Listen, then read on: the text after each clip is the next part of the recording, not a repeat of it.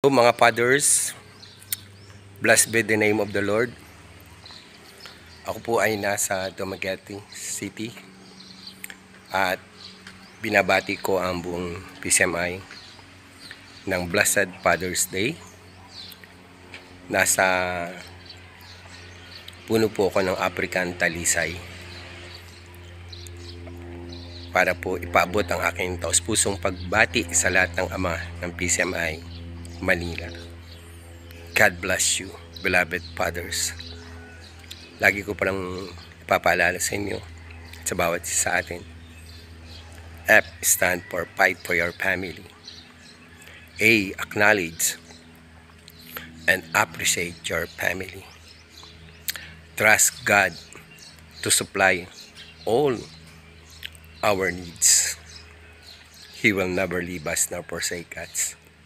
It's hope that all your family will serve the Lord, our God. E, expect God's miracle in our life. And letter R, renew our spirit,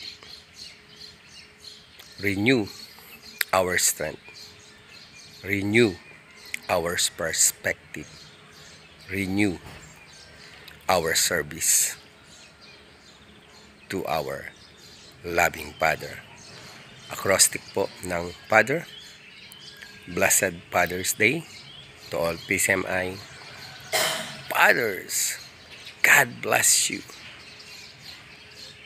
Pagpalain po tayong lahat ng Panginoon at sa inyo po ang aking taus-pusong pagbati, taus-pusong panalangin na patuloy tayong palakasin ng Diyos at patuloy tayong bigyan ng enthusiasm to serve the Lord at maging tayong reflection ng ating amang nasa langit ng pag-ibig sa kanyang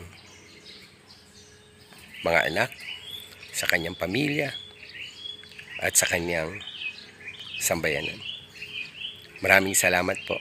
Happy Father's Day to all fathers. God bless you all.